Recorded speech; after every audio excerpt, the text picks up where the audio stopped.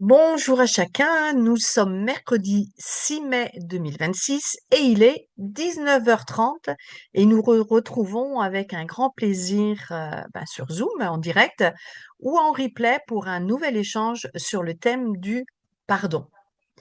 Et c'est le troisième cours, la troisième rencontre et c'est intitulé Comment faire face aux critiques. Nous avons vu quelle attitude de cœur Dieu a à notre égard. Amour et pardon. Et je trouve que c'est très puissant comme vérité. Et je prie ce soir que nous en ayons de plus en plus une révélation de cours en cours, une révélation encore plus saisissante dans notre vie spirituelle. Nous avons vu que Dieu veut que nous ayons la même attitude de cœur, afin que lorsque nous sommes offensés ou blessés, quelle qu'en soit la manière, nous n'ayons pas à faire violence, à nous faire violence pour pardonner, mais que de tout cœur, nous pardonnions spontanément, sans attendre.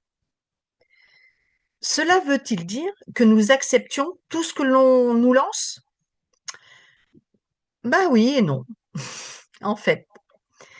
Cela veut dire que si l'on nous frappe sur une joue, nous tendons l'autre. Nous l'avons tous entendu, cela. Cela veut dire que même si nous sommes dans notre droit, ce n'est pas à nous de revendiquer, ce n'est pas à nous d'avoir une attitude d'auto-justice. Dieu justifiera son serviteur parce que Dieu est vrai et il fera toujours prévaloir ce qui est vrai. Si ses enfants, et c'est une condition, lui font confiance. Cela veut dire en fait que nous n'avons pas à nous embarquer dans des discussions vaines ou au-dessus de nous. Nous devons apprendre quelle était l'attitude de Jésus, puisque nous disons qu'il est notre modèle. Donc, il y a une évidence à suivre ce qu'il est. Si on abuse de nous, si on nous maltraite à cause de notre foi, peut-être si on nous offense et si on nous calomnie, si on jase sur nous, ou quoi que ce soit, en face de tout cela, je crois que Jésus est notre exemple suprême. Confronté à de telles situations, qu'est-ce qu'il faisait? Il ne répondait rien. Il ne cherchait même pas à se défendre. Il savait que les circonstances concouraient de telle sorte que son père, au travers d'elle, le justifierait, répondrait pour lui. Et dans son cas, justement, le père a ressuscité son fils, Jésus-Christ, d'entre les morts. Il l'a justifié avec puissance, avec gloire. Et de même, Jésus peut nous faire cela lorsque nous nous confrontons à des situations où il faut un pardon. Ce même principe est vrai pour nous, bien sûr. Je sais que si on dit sur moi des mensonges, je ne dois pas répondre. Mais parfois, nous entendons de fausses rumeurs. Certains propagent malicieusement des choses fausses sur les gens publics. Et nous en entendons souvent dans les médias.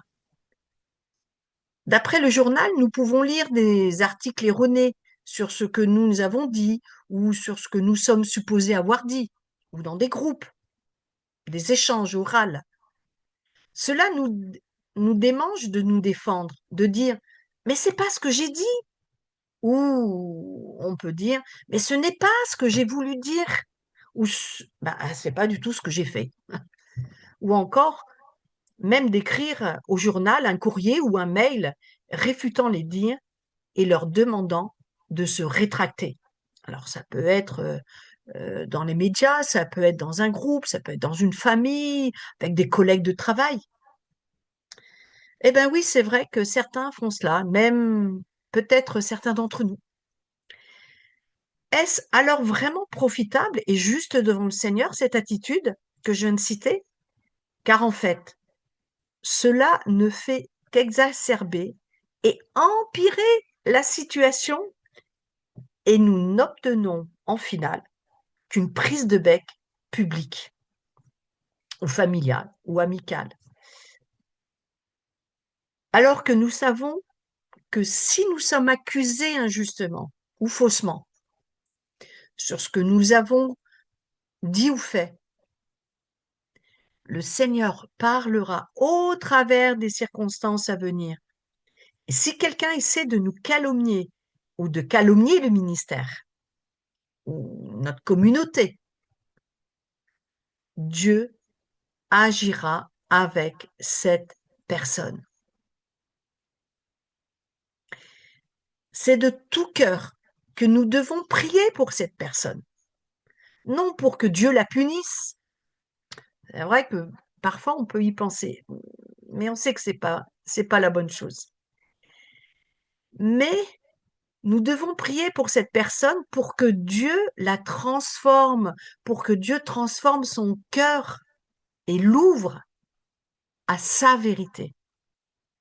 Non pas la mienne, non pas la sienne, mais à la vérité du Seigneur. Ce serait alors la conséquence d'une obéissance au témoignage du Saint-Esprit. Nous devons agir car le Saint-Esprit révèle Jésus. Et Jésus agissait ainsi dans de telles circonstances. Lorsque Jésus était défié ou questionné, par exemple,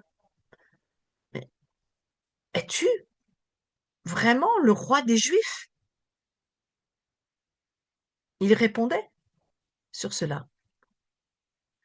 Nous ne devons jamais laisser le silence devenir un reniement de la vérité. Et je trouve cela très intéressant de le dire de cette manière. Nous ne devons jamais laisser le silence devenir un reniement de la vérité. Jésus est la vérité. Et lorsqu'on lui jetait en pleine figure toutes sortes de mensonges, de fausses accusations, il n'avait pas à se défendre. Mais lorsqu'on le défiait sur la vérité, alors il répondait avec toute la sagesse et le discernement du Saint-Esprit. Nous sommes aussi appelés à cela. Nous devons aussi le prier. Colin Urquhart confirme qu'il a expérimenté le fondement d'une telle attitude dans son ministère. Lorsqu'on disait des choses fausses, il attendait jusqu'à ce que la personne lui demande. Mais quelle est la vérité? Alors là, il pouvait dire ce qu'était la vérité.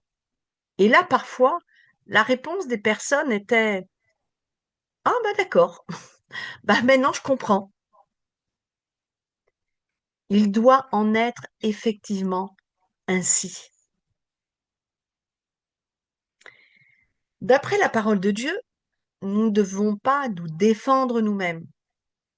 Dieu promet de justifier ses élus, ses serviteurs, et de faire valoir la vérité. Ceci veut-il dire que nous ne devons rien faire vis-à-vis de ceux qui nous offensent? C'est une grande question. Non, car nous devons obéir aux Écritures. Et Jésus nous enseigne que si un frère ou une sœur a péché contre nous, notre Église, ou voilà, qui que ce soit, quel que soit le groupe, nous avons le devoir d'aller vers lui et de le confronter avec son péché. Nous ne parlons pas ici de ceux de l'extérieur, bien évidemment, qui disent des choses malicieuses et fausses et que nous veulent ni comprendre, ni répondre et ni écouter. Allons vers la personne concernée et parlons avec vérité, mais pas seulement avec vérité, avec amour du problème, mais surtout, essayons de ne pas confesser le péché de la personne à sa place, C'est à la personne de le faire. En allant vers elle, assurons-nous que nous avons bien la bonne attitude de cœur. Allons vers la personne, ayant déjà la bonne attitude de cœur, c'est-à-dire en lui ayant déjà pardonné cette offense, ce péché. N'allons pas pour voir si elle va se repentir afin de lui pardonner. Ça n'existe pas dans les Écritures. Et ce n'est pas la bonne attitude dans le royaume de Dieu, dans lequel nous sommes. Mais avant cette démarche, nous devons lui avoir pardonné, d'avoir une bonne attitude. Donc c'est quelque chose qui se prépare avec le Seigneur, dans son cœur, nous-mêmes. Dans un sens, ce pardon ne pourra être reçu et donc changer la situation que si le cœur de l'autre personne change. Mais ce qui est important, c'est que nous n'allions pas sous l'impulsion de la colère, de la malveillance, désireux de récupérer notre bien. Nous ne venons pas frapper notre frère ou notre sœur, qui, nous le croyons, nous a frappés, mais nous allons vers lui ou elle dans l'amour et la miséricorde du Seigneur. Jésus a dit, et ça nous le trouvons dans Matthieu 18, verset 15, « Si ton frère a péché, va et reprends-le seul à seul. » Ne parlons pas derrière le dos de la personne. Il faut lui parler en premier. Et si nous le faisons, et que la personne nous écoute, nous l'aurons ainsi gagné dans la paix et dans la vérité, sous le dais de l'amour. Et s'il y a pardon mutuel, l'amitié sera rétablie et cela unira les deux personnes dans une nouvelle relation plus proche et plus profonde. En revanche, au cas contraire, nous continuons toujours dans Matthieu chapitre 18, verset 16, et c'est Jésus qui ajoute cela à ce principe de réaction. Mais s'il ne t'écoute pas, prends avec toi une ou deux personnes. Si c'est le genre de situation qui offense le corps de Christ, et si nous sentons que nous sommes dans une impasse, que l'autre personne en face de nous dise « Ouais, bah en tout cas, moi j'ai raison, par contre, toi tu as un petit peu tort. » Alors, oui, là, prenons une ou deux personnes avec nous. Ne prenons pas celles qui seront de notre côté, mais celles qui sont, par exemple, des anciens reconnus, des responsables, des hommes ou des femmes de Dieu au courant de la situation et qui auront besoin, eux aussi, d'avoir une attitude d'amour et de miséricorde, et non pas de critique et de jugement. La raison pour laquelle le Seigneur dit ceci est qu'il ne veut pas qu'il y ait des disputes entre les personnes, mais que tout conflit soit réglé sur le témoignage de 2 ou de 3 témoins. Si la personne refuse de les écouter, il nous faut le dire à l'Église.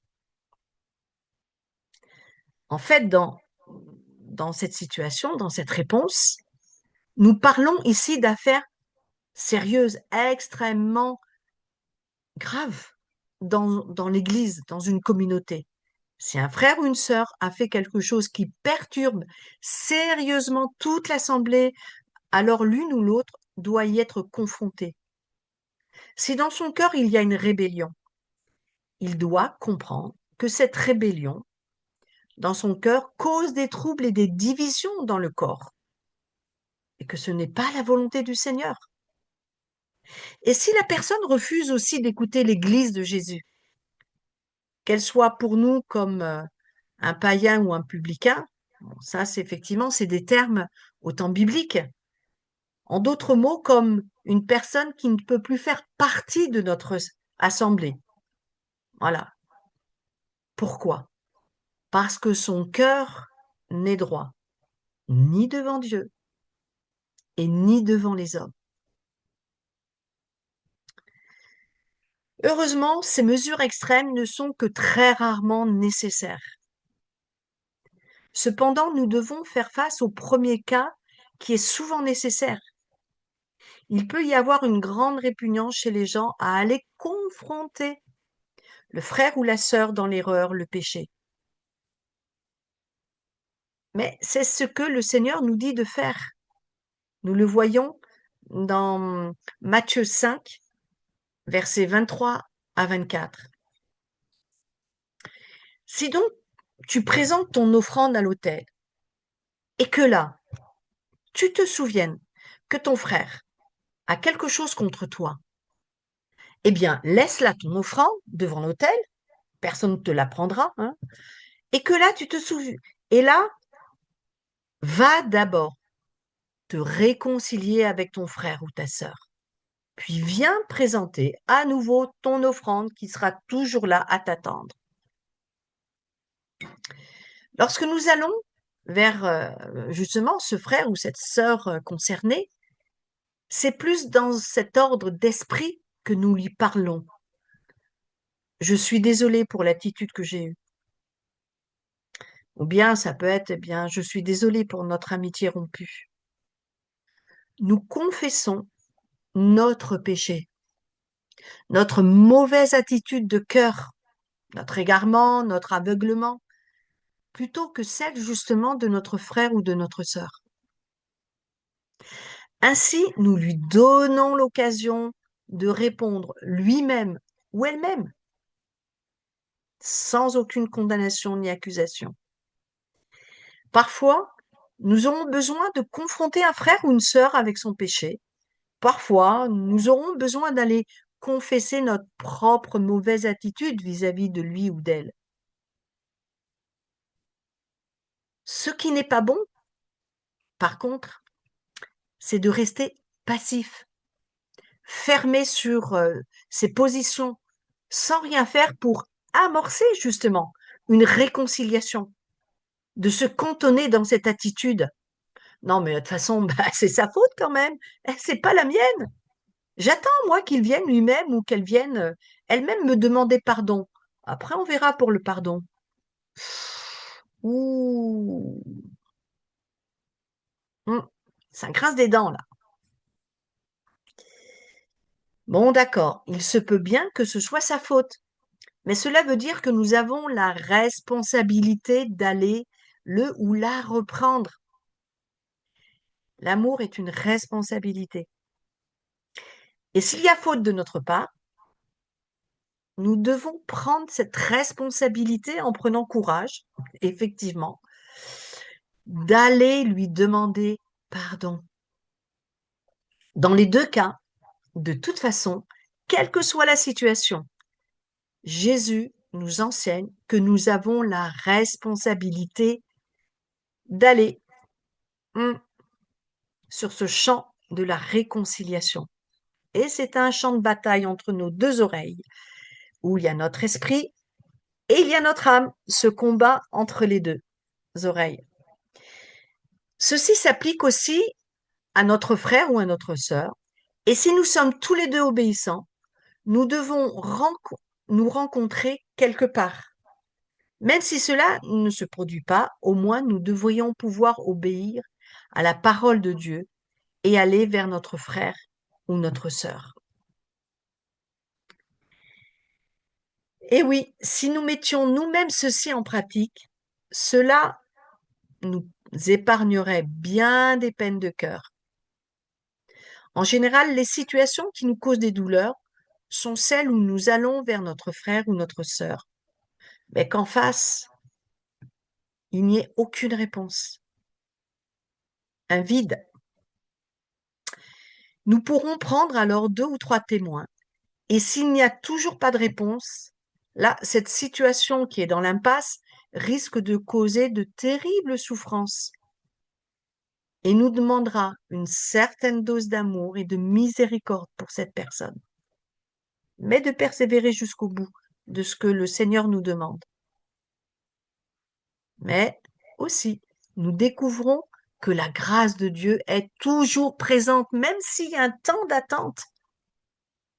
Elle est là, cette grâce, et elle est abondante. Que le Seigneur soit loué pour cela, pour les outils qu'il nous donne dans cet amour pour pardonner et amener la personne à voir son péché et à revenir sur le bon chemin. Regardons maintenant Matthieu 18, versets 21 à 25. C'est la parabole du serviteur impitoyable. C'est un long passage. Alors Pierre s'approcha et lui dit, « Seigneur, combien de fois pardonnerai-je à mon frère lorsqu'il péchera contre moi? Jusqu'à 7 fois? » Et Jésus lui dit, « Je ne te dis pas jusqu'à 7 fois, mais jusqu'à 70 fois 7 fois. C'est pourquoi le royaume des cieux est semblable à un roi qui voulut rendre compte à ses serviteurs. Quand il se mit à compter, on lui en amena un qui devait 10 000 talents. Comme il n'avait absolument pas de quoi payer, son maître ordonna de le vendre, lui, sa femme et ses enfants, et tout ce qu'il avait, et de payer la dette.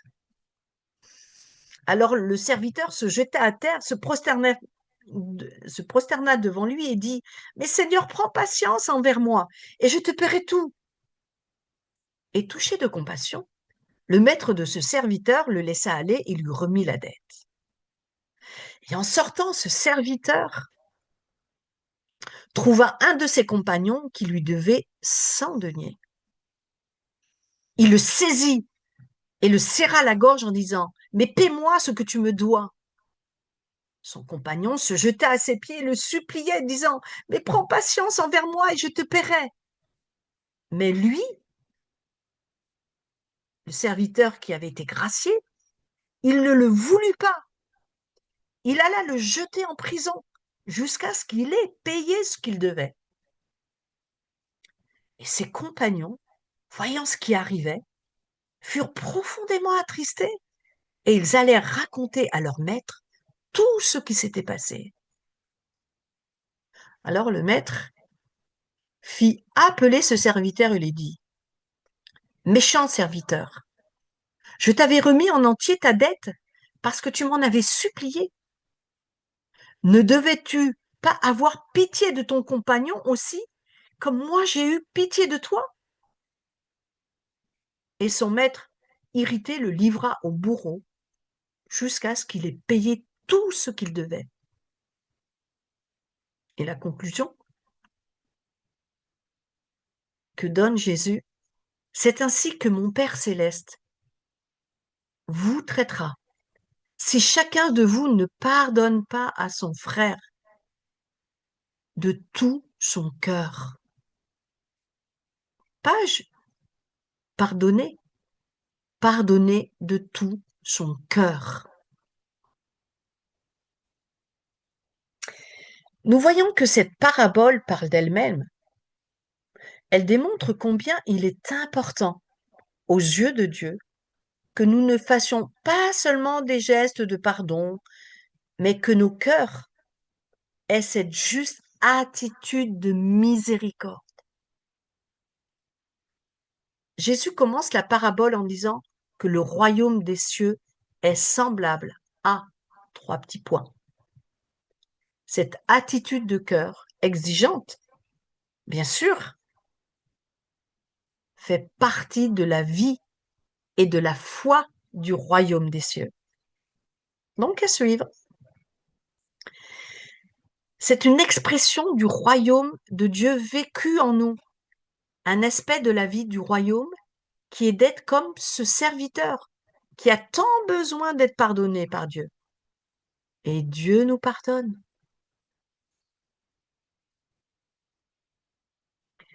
Mais un autre aspect de cette vie du royaume est que nous devons toujours être prêts à pardonner aux autres. En comparaison, les dettes qu'ils nous doivent ou leur offense à notre égard ne sont-elles pas minimes? Le maître a réagi avec colère vis-à-vis du serviteur impitoyable. Nous ne voulons certainement pas que Dieu agisse avec nous dans la colère si notre cœur n'est pas en règle avec qui que ce soit. Alors justement, après tout cela, quelle doit être notre prière vers Dieu? Non pour que Dieu agisse chez les autres, mais pour qu'il agisse en fait en nous, dans nos cœurs, qu'il nous donne à son égard et à l'égard des autres la bonne attitude de cœur, c'est-à-dire celle d'aimer, d'accepter la situation et la personne ou les personnes concernées et de pardonner. Tout un programme. Voilà, c'est la fin de notre cours et ben Seigneur, merci de ce que nous avons entendu. Nous te demandons, Père céleste, nous te prions, donne-nous cette bonne attitude de cœur et de foi, de patience, également de persévérance, d'aller jusqu'au bout de ce que tu nous demandes, Saint-Esprit, quand il y a des situations où il est difficile nous-mêmes nous, de nous situer, de placer le bon mot, la bonne attitude. Nous ne voulons pas ressembler aux serviteurs impitoyables, mais nous voulons refléter la même grâce que tu as pour nous, pour ta gloire. Merci Seigneur parce que ta parole nous transforme, la révélation des uns et des autres, les expériences des uns et des autres, qu'elles nous interpellent et qu'on puisse changer parce que c'est le but de tout enseignement. Alors merci Seigneur d'entrer dans ton véritable amour, un amour qui est pratiqué, manifesté, dans lequel tu nous immerges afin de pardonner de plus en plus et de te glorifier de cette manière. Merci Seigneur pour cela. Merci. Maintenant, et c'est pas fini, voilà ce qui est proposé dans ce cours. Il y a plusieurs principes, je crois qu'il y en a 9, les principes du royaume, euh, toujours sur le pardon, bien sûr. C'est des principes que nous devons continuer à étudier, à mémoriser, à travailler pour soi-même lorsqu'on prend du temps avec le Seigneur, et puis de dire, mais quelles sont mes réactions quand je vais lire ou entendre justement ces principes de vie du royaume dans le domaine du pardon. Alors, nous avons déjà bien commencé avec les précédentes leçons et aujourd'hui encore, et voilà ce qui nous est proposé. Apprenez un principe, apprenez à tendre l'autre joue. Matthieu 5, 38, 42. Vous avez appris qu'il a été dit œil pour œil, dent pour dent. Mais moi, c'est Jésus qui parle, je vous dis de ne pas résister aux méchants. Si quelqu'un te frappe sur la joue droite, eh bien, présente-lui aussi l'autre. Si quelqu'un veut plaider contre toi et prendre ta tunique ou ce qui t'appartient, laisse-lui encore ton manteau. Si quelqu'un te force à faire 1 000, fais-en 2 000 avec lui. Donne à celui qui te demande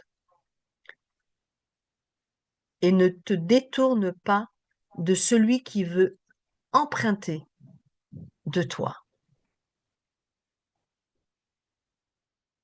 Principe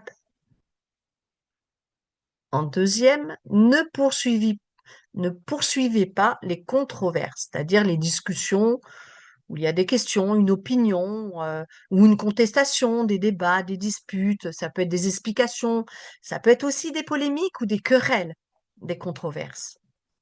2 Timothée 2, verset 14. Rappelle ces choses en conjurant devant Dieu qu'on évite les disputes de mots qui ne servent qu'à la ruine de ceux qui l'écoutent. 3e principe, ne cherchez pas à vous défendre ou à vous justifier. Nous allons voir dans Romains 12, versets 19 à 21, ce qui est dit.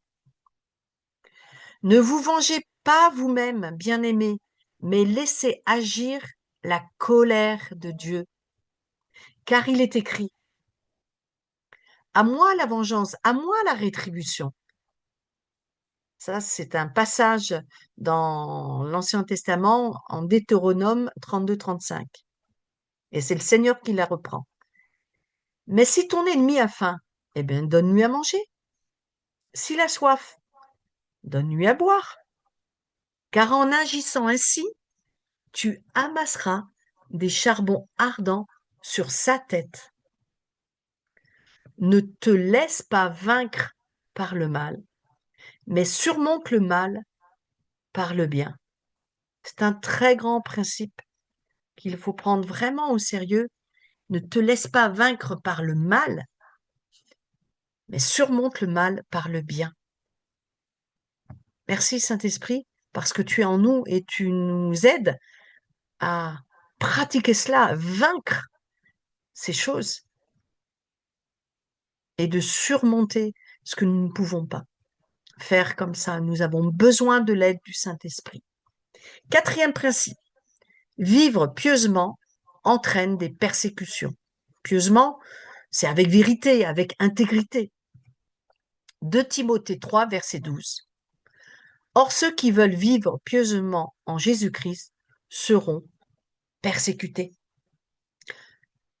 Le 2e ciel, effectivement, nous contestera toujours.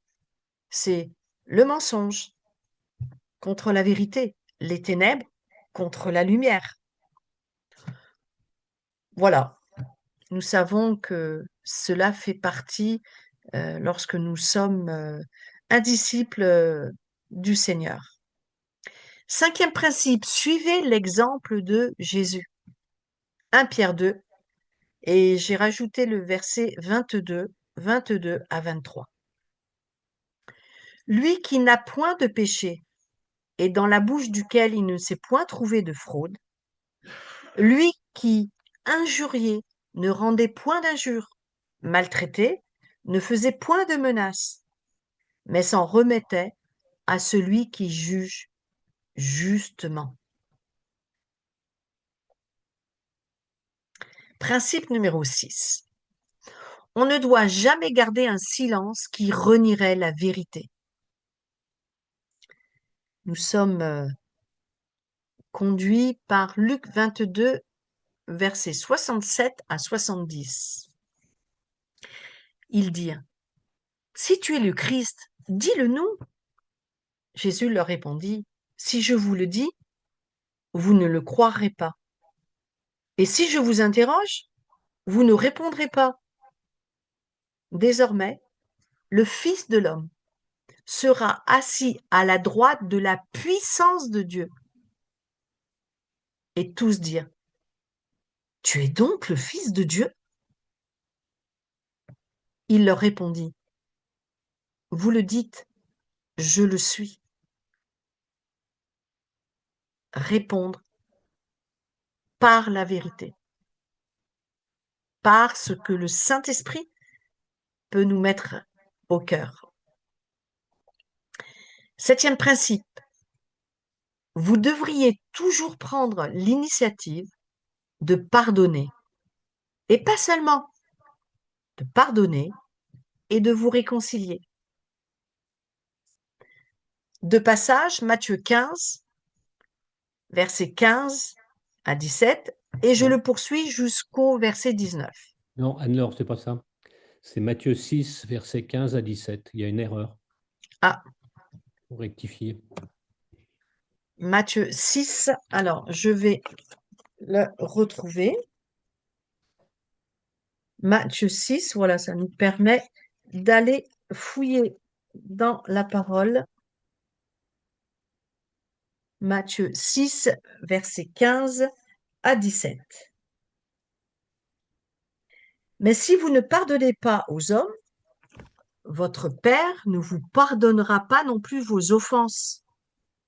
Lorsque vous jeûnez, ne prenez pas un air triste, comme les hypocrites qui se rendent le visage tout défait pour montrer aux hommes qu'ils jeûnent. Je vous le dis en vérité, ils reçoivent leur récompense. Mais quand tu jeûnes, parfume ta tête et lave ton visage. Amen. Matthieu 5, versets 23-24. Si donc tu présentes ton offrande à l'autel et que là, tu te souviennes que ton frère a quelque chose contre toi, laisse là ton offrande ou ce que tu es en train de faire